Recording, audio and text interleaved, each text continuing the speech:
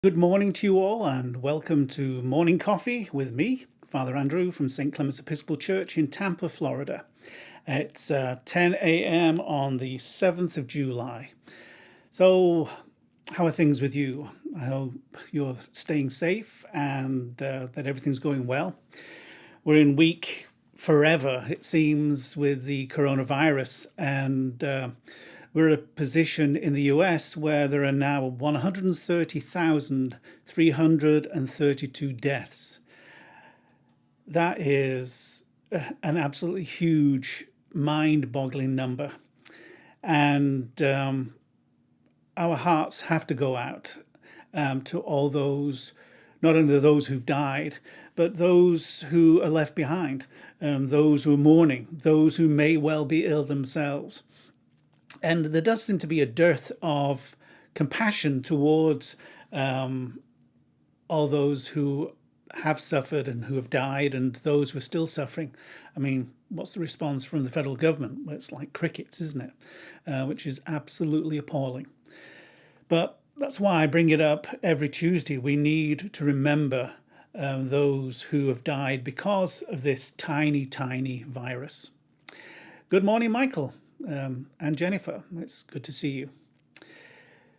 So please do remember everyone who's infected, those who are suffering, who are mourning the loss of loved ones through this pandemic, and those who are trying to maintain a high level of care at great cost to themselves. Good morning, Vern.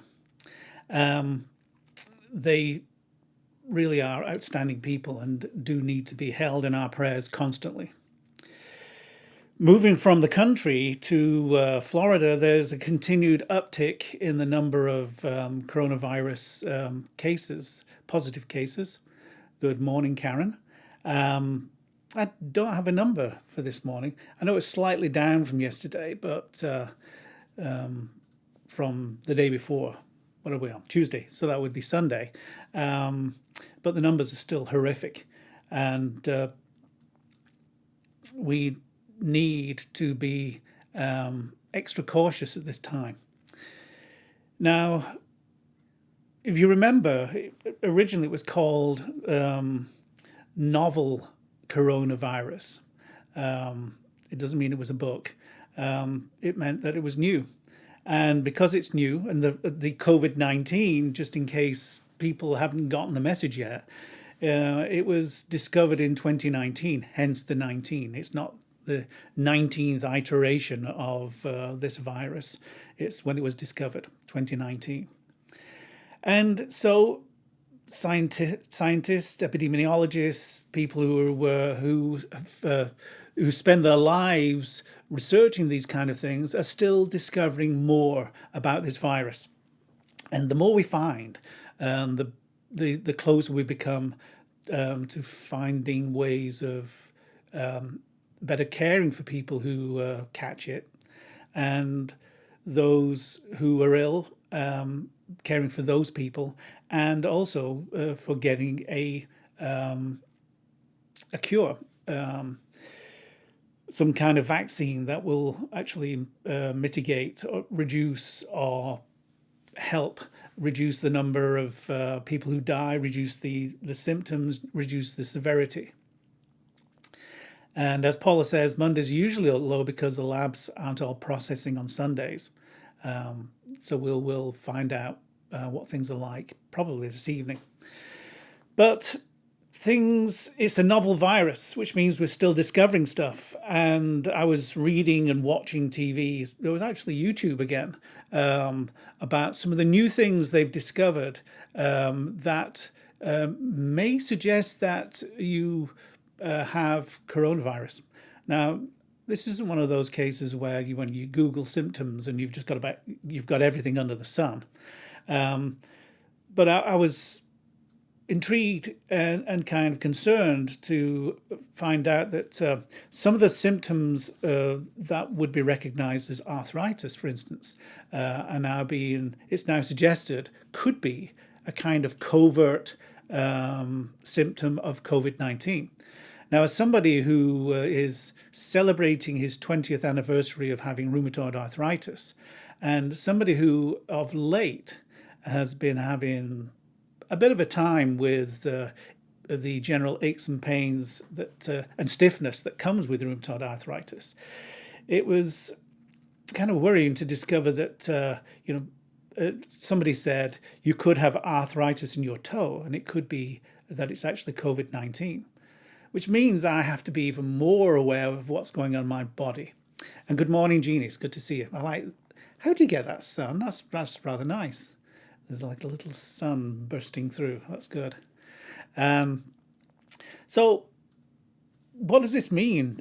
All these new iterations of symptoms, the fact that now the age range of those who are contracting the disease has been lowered by 15 years.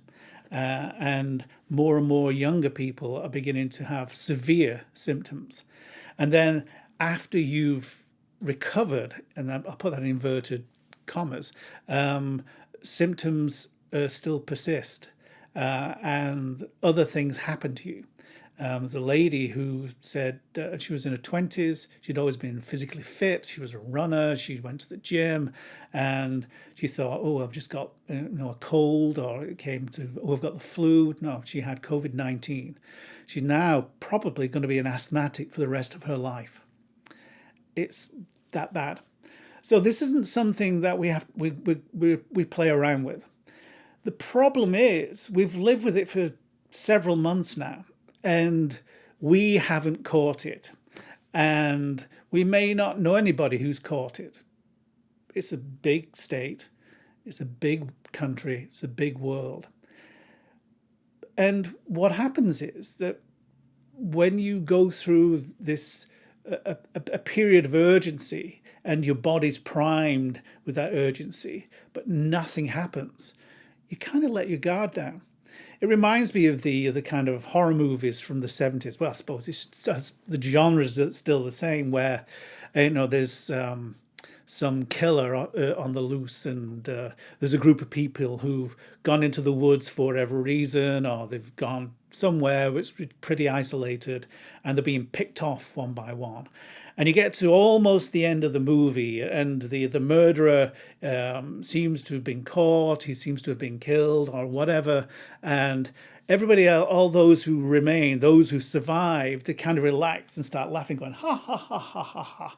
And then the music changes, and it becomes all, hee, hee, hee. And then he's not dead. He's not disappeared. He's there, and he reattacks everybody, and it moves to, slasher movie part 2 for the next one. And that's where we are. We're relaxing way too much. Every one of us, me included. Am I washing my hands as much as I was doing before? The answer is no. I should be doing. So that's my bad. Am I wearing a mask? Yes. Am I wearing it in every circumstance? Well, no. I mean, that happened yesterday, and I should have had it on because I was down at the church. And I didn't. So again, that's my bad. And it's not that I'm thinking, well, I'm never going to get this. It's not kind of a mindset that I have some kind of bubble around me. It's just sheer ennui. It's forgetfulness. It's the relaxing of the things that sounded urgent before, but now don't sound so urgent because, so what? But it does bite you, and it'll bite you when you least expect. So we really do need to make sure that we only go out when necessary. We don't start wandering in the shopping malls just because we're bored or whatever. That we do maintain our social distancing, and that we do wear a mask, and we do keep washing our hands. And we do it often enough that it becomes an ingrained habit that we don't have to think about, so we won't forget, because it's like the endings of those movies. The one time we will forget is the one time it was needed. And we have, I would think, literally thousands of new positive cases that would attest to the fact that, oh, well, I only let my guard down once. viruses aren't going to say, oh, well, this is a nice person. Well, thank you. There's a term for it. I didn't know that.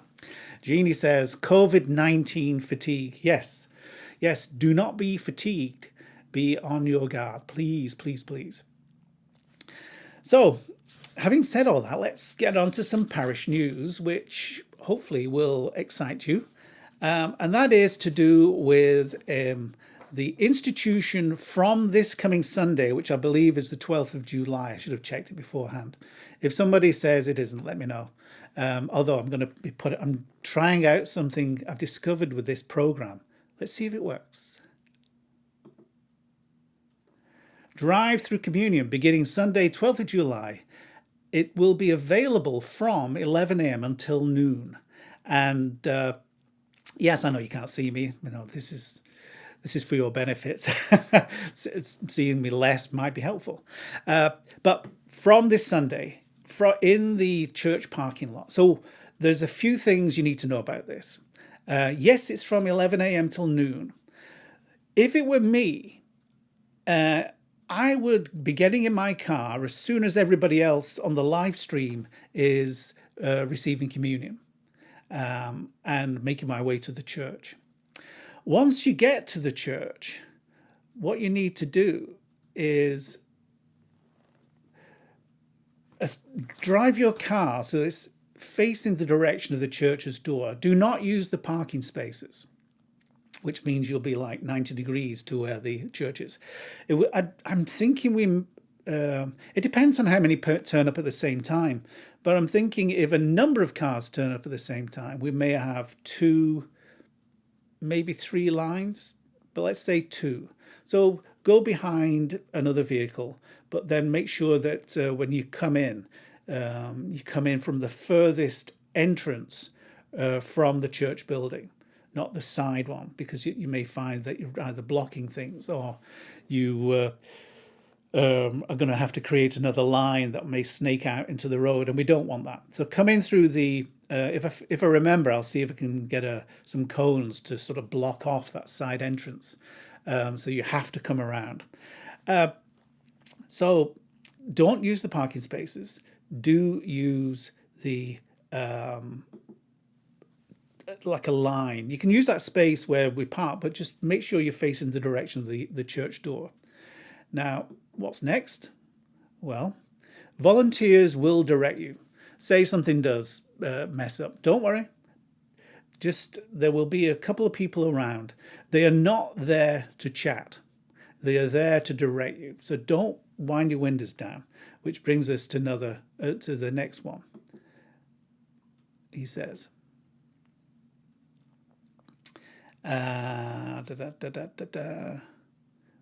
yes, don't get out of your car. This is not an opportunity to mingle or talk to others. This is solely spiritual food in the form of communion. And so make sure that your windows are up and keep the aircon on, because I'm sure it's going to be blisteringly awful. And line up behind another car. Like I said, unless you think you're going to be blocking the entrance in, then create a new line. But the volunteers should be able to direct you. So if you do have it with you, then please bring your own hand sanitizer. If not, the person who's directing you will have sanitizer with them, so that you can wind your window down, get a squirt, and get the hand sanitizer in your hands. But that's only for those who don't bring it with them. We're trying to make sure we cover all bases here. So once you move through, and Father Lewis and I will be distributing communion under the driveway behind the church. You know, that little, do you call it breezeway? Something like that. So you'll snake your way around there. And then once you get there, let's see if get this right. Is that the next one? Yes. You lower your car windows and position your hands as near the opening as possible. Now, I would struggle at this because this shoulder's bad with the arthritis. This wrist really doesn't work with the arthritis. So it would be hard for me to sort of do that. But try your best. If you're in the same position as me, we will Father Lewis, myself will be masked and gloved. Uh, so, and your hands will be washed. So the chances of any infection by us touching you are almost zero. And I've been doing this long enough with a glove now to put into people's hands without touching them at all. So this is we're trying to do an absolutely no contact. Now, uh, once you've received communion, you consume it straight away. But before you consume it, you receive it in your hand and you say Amen. This is for those who've never received communion either in hospital or at home or in any other circumstance, but at the altar. You say Amen, because you'll say the body and blood of Christ keep you to eternal life, to which you say Amen. So be it. Once that's happened, once you've consumed it, then the priest will offer a dismissal. Go in the peace of Christ, to which you respond, thanks be to God. Again, it's part of the service for when you're at home or in hospital. And because if you've set out on your journey to receive communion while I was distributing communion in the church, you'll have missed the blessing and the dismissal. Now, receiving communion in this way is a blessing of itself. So there's no need for me to wave my hand over you with the sign of the cross. But the dismissal will then kind of complete the action, so to speak. And then finally, let me get this one. Finally, close car windows and leave. Again, this is not a time for a chat, even if there's nobody behind you. It'll be great to see you. And if you can make it, then that's marvelous. But this is for your, I'm being a Eucharistic minister at this point, and this is for your spiritual health. So just close the car windows and be on your merry way in the peace of Christ.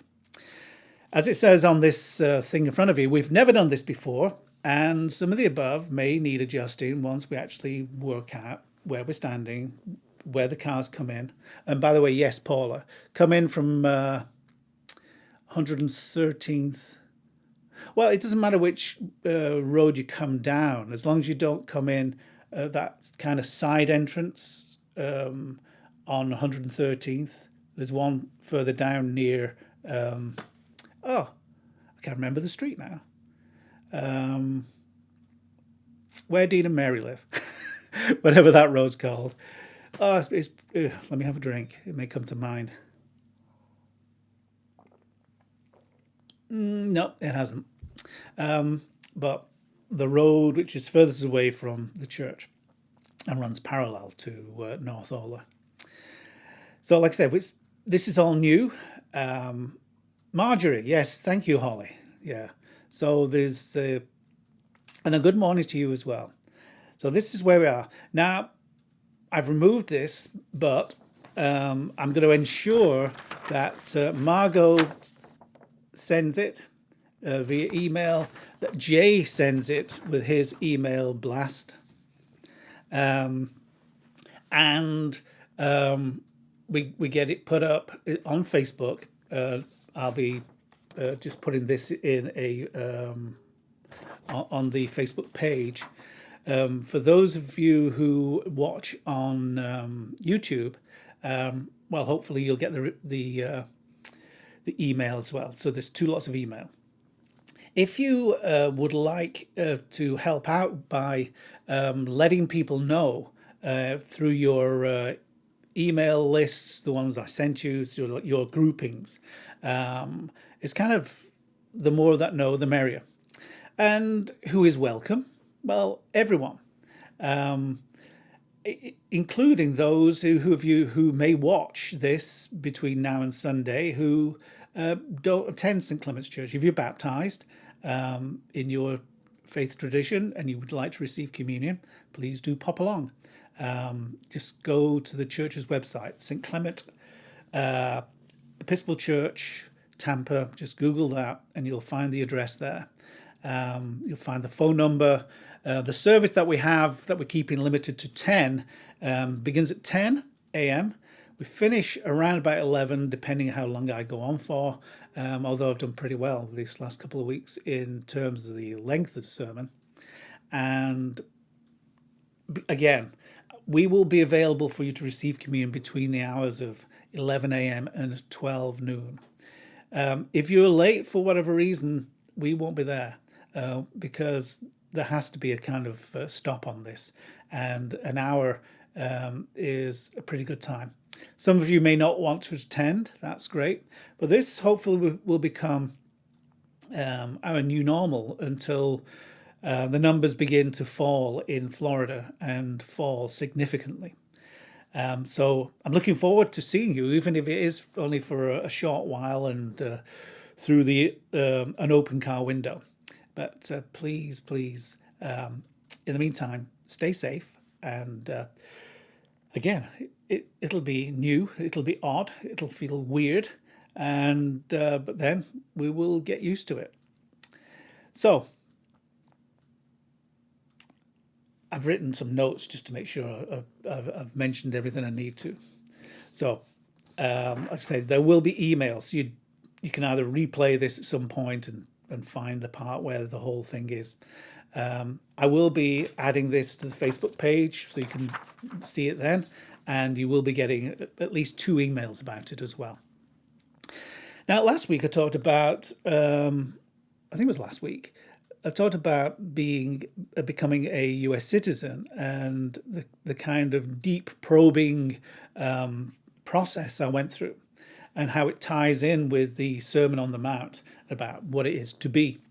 And I kind of sidetracked myself when I started talking about the differences, and I was sort of noting the difference just in one thing, and that was to do with the Supreme Court in the UK and how that's set up and versus the US.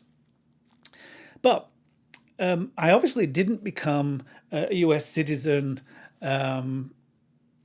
because I hated the idea of becoming an American. I must have thought it would be a good thing to do. So why did I do that? Do you remember, I think it was, if it wasn't last Tuesday, then it was some time ago, I talked about when we become Christians, we find that we're saved from, but we're also saved to. And most of the decisions we make are kind of balanced like that we look at something, we say, oh, there's that, and there's that. So I'm getting rid of those things. But there's this, I'm going to this, and this is something positive. So why did I become a US citizen? What was the good thing? Well, it was 2013, and I arrived here at the end of 2006. So I'd had 6 years of enjoying the people of St. Clement's. 6 years of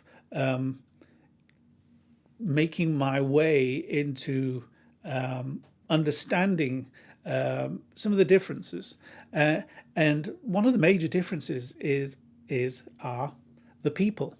I have been so blessed by all the people at St. Clement's that I've met, and it really says a lot for the country that even I'm going to say even the average Joe, nobody's average, everyone's special, but has a grace and extraordinary gift of hospitality without even trying. What I found at St. Clement's is there's a graciousness within the people that is just so warm and inviting. And even an old Grinch like me can't do anything but react to that in a positive way. And I didn't realize just in what bad a state I was in when I arrived, in terms of I was kind of psychically pretty beaten up by my last parish. Not the people in the parish, well, not the people in the church, but the kind of environment and my experiences there. And I didn't realize just how bad and tired and frail spiritually I was. And then I came to St. Clement's, and you loved me in back into the kingdom in a way, and often despite myself, despite me. And I will never forget that that generosity of spirit that you brought with you, and that was such a massive influence on me wanting to become a citizen. 6 years in, and we were still talking. And you got to remember that the average tenure now for a rector is something like 3.5 years. So I was almost double what was going on in terms of how clergy see themselves within a parochial situation. And to be honest, it was I was only just getting my feet. I was only just beginning to comprehend what a difference you all were making in my life and in my faith. And you are so responsible for a lot of what I'm becoming, what I've already become. And here Mike says, the hugs. You can only walk so far back before you hit a wall. And there were certain people who were determined they were going to hug me. No names, Judy, Maxine, who else? And there was that. There was also some of the experiences of American life which you take for granted, which are just extraordinary. This is going to sound really, really odd, but there is no way on earth that a mailbox would last any length of time in England. Mailboxes, the pole on the street with the box on it, where the mail person comes by and undoes the lid and the front of it and puts the mail in. That just could not happen in England. Is the mail would be stolen, if not the mailbox. Somebody would see it as a challenge to get in the car and knock them down. Now, I'm sure there's some areas in the US which would be exactly the same. But I'm talking about, excuse me, I'm talking about the average place in the UK. Where I was brought up, I can't imagine there would have been any mailboxes left. Things like people leave their bicycles out. Kids leave the bicycles out. I've left the garage door open by accident. The last time a garage door was left open in England, my last vicarage, the place where I lived, well, actually, the door was open for a couple of minutes, and the person who was helping do the garden then brought my call a strimmer, but what do you call them? Weed whacker. It was a petrol one, a gas one, and I had already said, please do not leave anything outside. It will get stolen. Not 5 minutes had gone when I had a knock on the door with the chap who was supposed to be helping me with my gardening to tell me that the strimmer, the weed whacker, had been stolen. He'd taken it outside and put it on the ground in the driveway. And by the time he'd gotten the lawnmower out and pulled it out, somebody had stolen it. Is that bad? And people around where I live have left their garage doors open. They've left bicycles out, and nothing has happened. There's this strange juxtaposition between what we see on the news and the amount of violence and horror that takes place and the reality. Now, I live in a pretty safe area, and your mileage may vary depending on where you live. But there is still a sense of security that is at a higher level here than in the UK in general. and it's really hard to articulate. You can see I'm kind of struggling for words here. It's one of those things that's better felt, and I think it's marvelous. I really do. Again, there are certain situations I've found myself in which have been a bit strange, and only after the event, when I've relayed the stories, have somebody said, "Oh, somebody said that to you, did they?"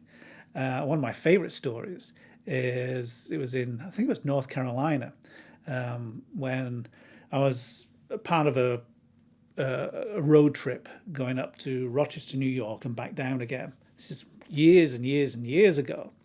And we ended up in North Carolina, and there's the bookstore, Books a Million or something like that. It's a bookstore. I'm going to go. And of course, I'm going to buy something.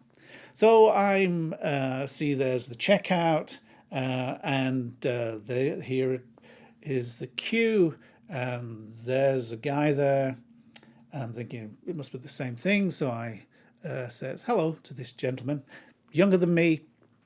He had this big hat on, and he turned around and says, and I said, "Is this the back of the queue?" And he went.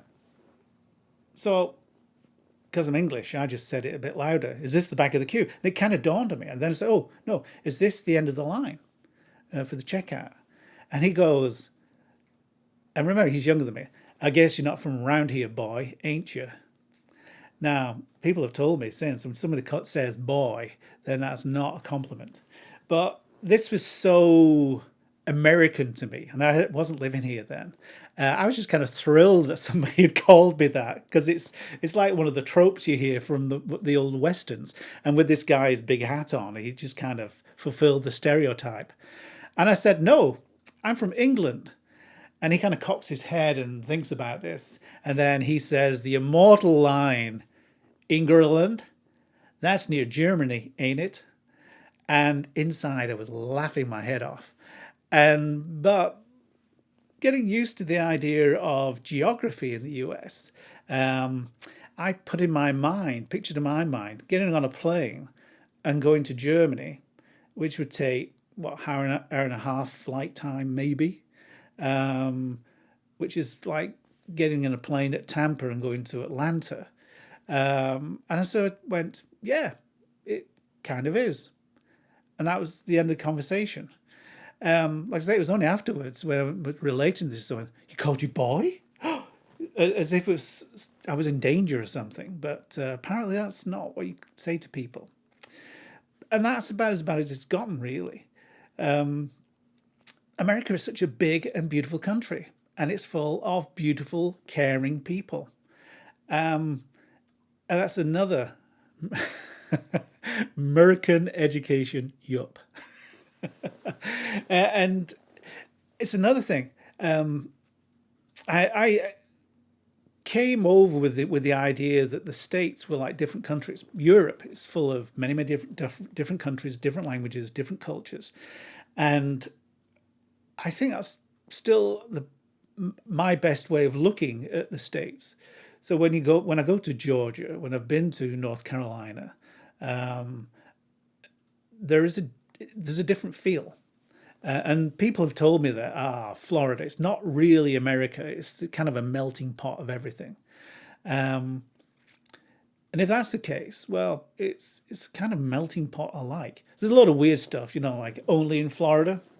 Yeah, we get all that kind of stuff. And I try and watch, there's a news program on a Saturday morning, which kind of does a weekly update of the only in Florida moments.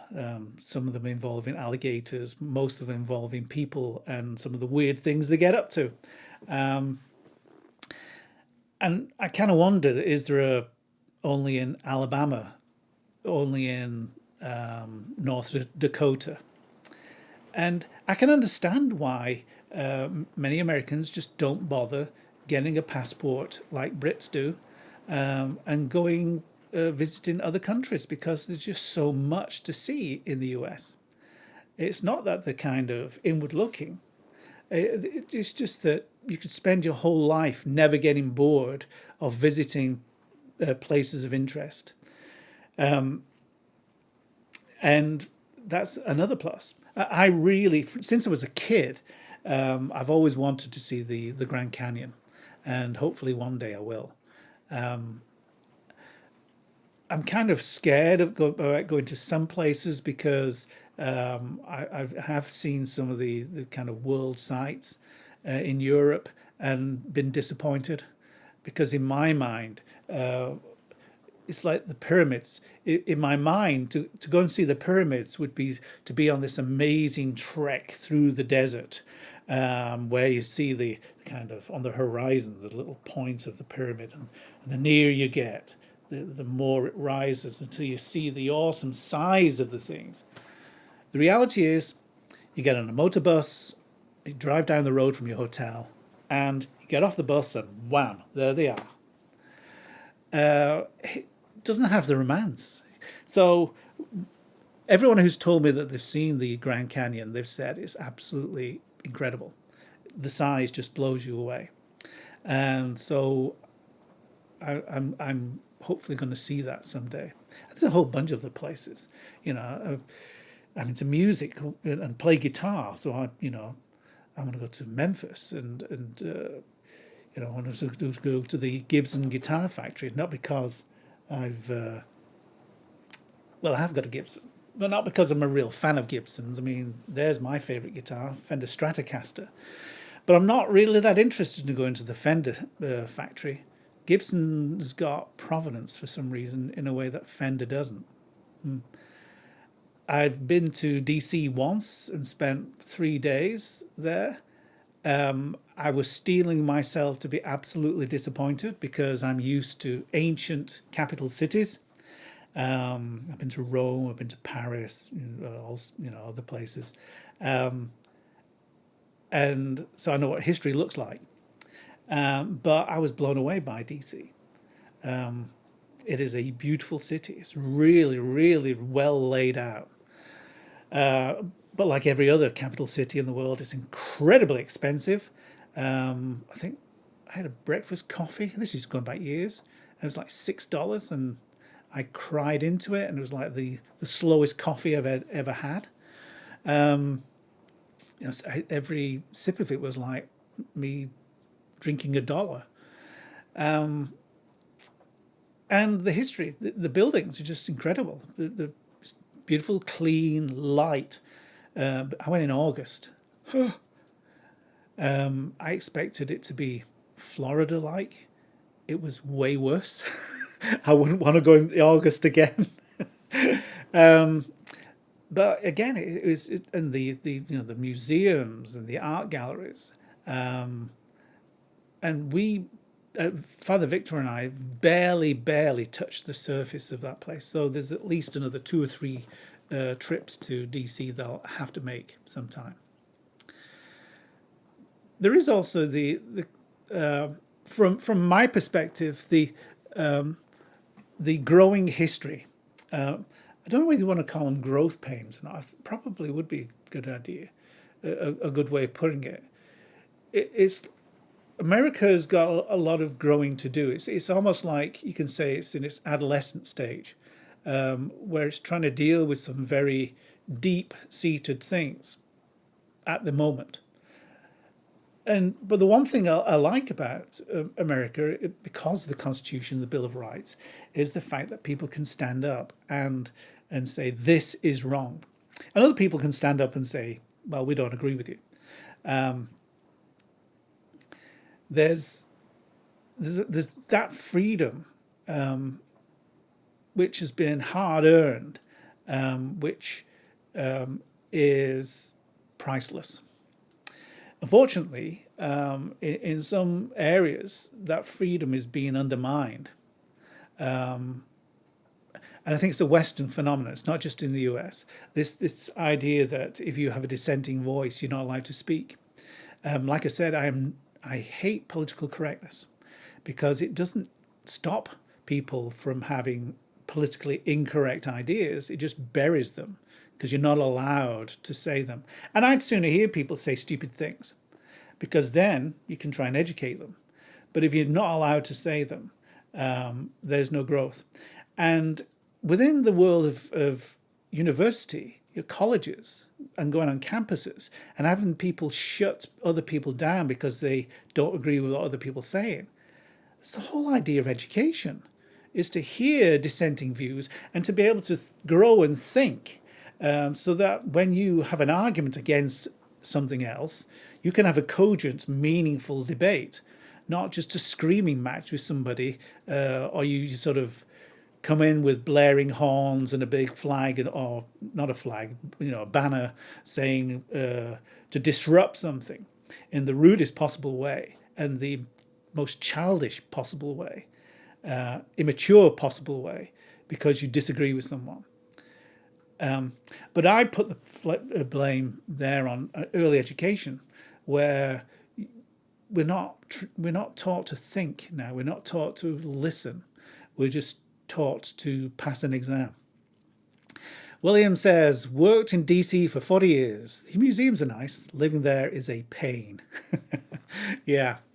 Yeah, I spent a little bit of time with friends in London, and I wasn't a fan of cities, but I like London, but I wouldn't want to live there. I really wouldn't.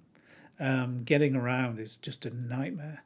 The tube is it's great, but it's not something I'd want to experience most days of my life. So it really does. It really is a different kind of person who can thrive in a place like that.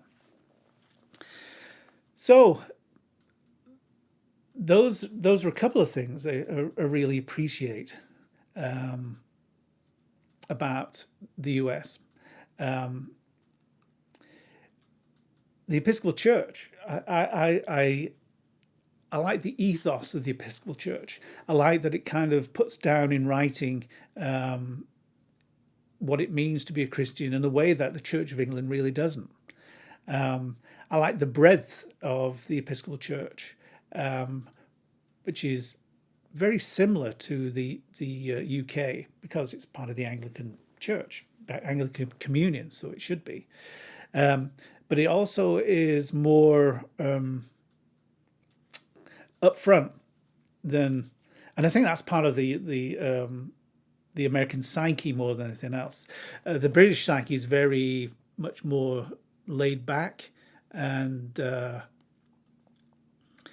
less confrontational, I suppose, and so it doesn't want to upset people as much. And but I think there's strengths and weaknesses in both of those things. If there's one thing, National Cathedral has a Darth Vader grotesque. Does it? I don't think about it. I've been to the National Cathedral. It's a nice place, but I prefer the Roman Catholic cathedral with the incredible ceiling and all the mosaics there to do, which about the Book of Revelation. It is absolutely awe-inspiring and brings to life a lot of the words of the Book of Revelation. If there's one thing I'd like to hear more of in the US, it would be satire. The British are very satirical, very sarcastic. A lot of the humor is based on sarcasm. I think, sarcasm is the lowest form of wit. But someone, I think was it Oscar Wilde, somebody will tell me I'm wrong here, but the highest form of intelligence. I think that was the add-on for that. Sarcasm can be very bad and very cruel, but satire itself is a way of defining the truth in a way that makes you actually think. And it bypasses a lot of what reporting's about nowadays. Good morning, Betsy. Oh, you were confirmed in the National Cathedral, William. That's cool. So why would I like to hear more satire? Reporting in the in the Western world has kind of lost its way. Journalism and reporting in general. it doesn't seem to be that long ago where there was an attempt to tell the news, whereas nowadays a lot of it is an attempt to give you an opinion. And it doesn't matter what side of the political realm you're on. The one thing modern news doesn't seem to want to do is to tell the truth. And that's in both a good way and a bad way, where the truth would set you free, or where the truth isn't a distortion. Satire bypasses all that because you have to then work to find out what is true. And you have to know the news, basically. You have to know the news on every side to work out where this satire is coming from. So I wish there was more of that. So I wish there were like TV shows. There's a whole bunch of them in the UK, which you learn a lot about the weekly news. Have I got news for you, for example? Mock the Week. Yes, they mock the news in a satirical way. Just two programs off the top of my head that seem to have been going forever, to do with what's going on in the country, in the politics, etc., etc. You'd love to go, yeah, you should, oh, yeah. St. Pete. I had the advantage. I went in 1980. Gosh, that's 40 years ago. Yes, I was 18 when I went. Me and a friend of mine. And we went in August. And it was back in the day when countries still had their 2 weeks off. And it was Italy's 2 weeks off break where all the Romans went on holiday, a literal Roman holiday. And the place was fairly empty. And so we would walk over to the all the ancient Roman buildings and just pop in and out, go into all the churches, walk over to the Vatican City, and then just walk in to St. Peter's and wander around. I had to pick up tickets in the within the offices of St. Pete's. I had to go through the Swiss Guard and go up these beautiful spiral staircase, huge spiral staircase with these statues and busts and paintings into the prefecture's office. And I met this Monsignor who gave me tickets. It was all very civilized, very relaxed. And like I said, there was hardly anybody around. Oh, the thing I do remember, this is 1980. It was £3, but say $4 for a can of Coke in 1980 in Rome. So we didn't drink much. It was cheaper to buy the beer. But now there are millions and millions of people. You line up to get into cathedrals and churches. You line up here, there, and everywhere.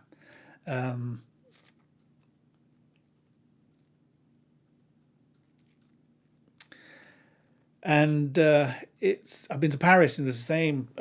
Going into Notre Dame was easy. But the last time I was there, when I took Father Lewis, there were lines, and you had to get tickets. And well, it was still in one piece when I was there. And then there was a bomb scare, and these young men who looked like kids with rifles turned up, the gendarme and gendarme, or whatever the police are called over there, and the place was cleared off, and so we went back to our hotel to see what was going on. We went on the English channel that was on the our television in the hotel, and found out that there was a big bomb threat. There's a car there, which I'd actually pointed to and said, "Oh, that's a weird place to have a vehicle," and it was full of stuff that could have exploded, apparently. But that's the world we live in as well. So it's not only cities overcrowded now, but they can kind of be dangerous as well. So it's a different world, isn't it? A different world. But we can't even go anywhere now because we're banned from going over to Europe. So it's even worse. So, having been there and mentioned all that, and it does give us an opportunity to see more of the US once things begin to settle down. And my initial thought was to, hire an RV, and go on a tour. But apparently, everybody's thinking the same thing, so it may not be such a good idea. Um, it's kind of, I'll wait and see what I can do before, and what's available, and what's the likelihood of meeting vast crowds of people before I start thinking of anything. For one thing, cruises are off the list for the time being. So, looking forward, what can we expect? Well, there are doom and gloom mongers who are saying things are just going to get worse. But even if that were the case, if things were to get more difficult, we are an Easter people, and Alleluia is our song, as we say. And there is always a place for optimism within the Christian heart. Joshua 1:9, have I not commanded you to be strong and courageous? Do not be frightened and do not be dismayed, for the Lord your God is with you wherever you go. From Joshua. There's a whole bunch of things I could have picked on, but that one from Joshua just sort of came to mind. And so I made sure I wrote it down, because my mind can go ping, and I forget the things I want to say. But yes, we have God with us. He promises to be with us, even in the midst of our isolation, even when we're worried about how am I going to pay the next bill, what am I going to do for work. These are really stressful times for some, and worried about getting ill, worried about the people we meet. The overarching theme should be optimism, even in the midst of our worry. What's the other scripture? All things come to the good for those who believe in God. Something horrible can happen, yet God will bring something out of it which works to your benefit. I truly believe that, because I'm here. Changed parishes in the year 2000 and had all these ideas about what I was going to do, and immediately was struck with rheumatoid arthritis. Wasn't fun. It was a horrible, horrible few years. Found out that the parish I was in was not as user-friendly as I would have hoped, and had a heck of a time there, just trying to hang on to things. And yet, out of all that, out of all the joint damage and the pain and the misery that my arthritis brought, and out of all the anger and bewilderment and fear and having a blood pressure through the roof, and being resentful and a whole host of other things, it brought me here to a loving family, a loving church family. And I will always thank God for even the bad stuff, because if I hadn't had the bad, I wouldn't be here now. And that is a wonderful thing. I wouldn't have you. And I'm English. These are things that I don't find easy to say. And I know the Bishop, when he came last time, Bishop Dandy says, tell him you love him sometimes. Well, I love you all. And I really do miss being with you on a Sunday. And once I go back in to the sacristy on a Sunday morning, having done the live stream, I go, but it's not because, oh, thank goodness that's over with, but it's just knowing that I miss you all, and this is the best we can get at the moment. So I'm really looking forward to the drive-through communions. Even if they don't mean much to you, they will mean a lot to me, because I'll be able to see you. and it, it it does help a little, and it will help a little, recognizing that this is where we are within our current situation with COVID-19, and with the rise in infections, etc., etc., and that we are doing our best to stay safe, and we are doing our best to maintain our fellowship through each other within the groups, and coming together on a Sunday morning, and you're seeing me through a lens on your screen. But it does mean a lot that we maintain that sense of family, that we make the effort. I'm so glad that you have done. Moving on to Thursday, Father Lewis and myself, we're kind of 2 weeks ahead in our thinking. We've spent many hours reading up the background and the language and the stuff of the Sermon on the Mount, and we've done 2 weeks now, two Thursdays, afternoon teas, and I hope you've enjoyed them. We've tried to keep it as level as possible in terms of not going down any rabbit holes. We do our burrowing before we meet on Thursday afternoon, and try and let what we are saying have some shape. And there was one thing that William said last Thursday that we will be looking at a bit more closely, to do with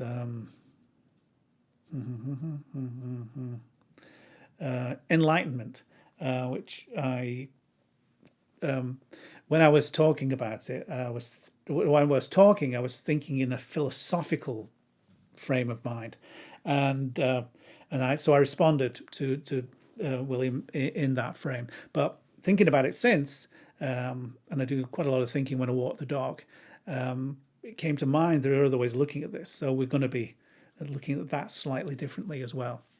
And you've already begun to hear the results of thinking about the Sermon on the Mount in the sermons on Sunday. They are a direct result of what happens if you actually start meditating and thinking deeply about the Sermon on the Mount. And my worries have been confirmed in that they are serious things. What Jesus says within the Sermon on the Mount is ooh, ooh, ooh, ooh. And even last night, I was in conversation talking about the realization of the Sermon on the Mount, and also I